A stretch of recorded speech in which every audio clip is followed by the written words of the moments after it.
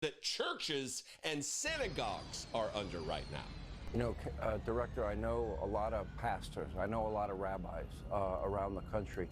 Without exception, they have all upped their security level to the highest levels they've ever had to before.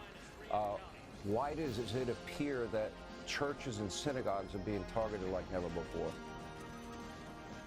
Because these people are pure evil. These people wish to target Americans based on their faith because they are intolerant of the way America operates.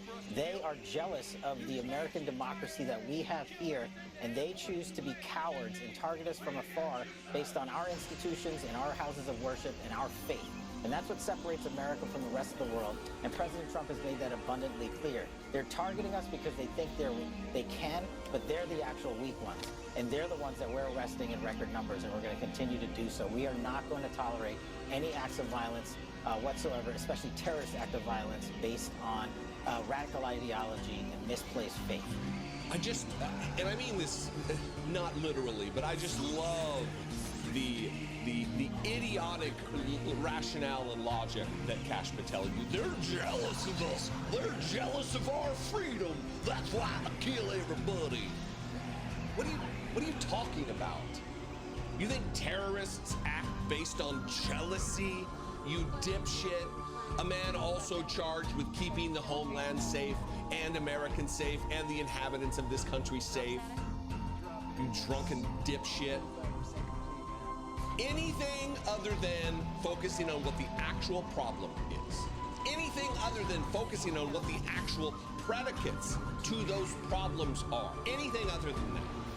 Will Cain, earlier in the day, while this entire scene was playing out at the San Diego Mosque, is asking questions about, before we knew who the shooters were, before we had any understanding of what was going on, I want to know the immigration status. This must be immigration. And I'll reiterate, and I think all three of us have done so, we do not yet know this motivation. That's simply a factual background that I found interesting, and you put it into a larger context of what you see across the globe. Jonathan, to a conversation that you and I have had in the past, and I don't think it's completely out of bounds already when it comes to this potential news item. We have today the arrest of a man in New York who was plotting terror attacks against Jewish synagogues and Jewish Americans in LA and New York and across the country, and in fact across the globe. The first question that popped to my mind when that story was, Jonathan, was what is he doing in the United States? What is his citizenship status? Is he a permanent resident? Is he an illegal alien? And now we're going to see this story, and that will be one of the first things I want to know. I want to know, is this an American? Is it a radicalized American? It could be a domestic issue, to your point. Is it a naturalized citizen? I will want to know about the immigration status.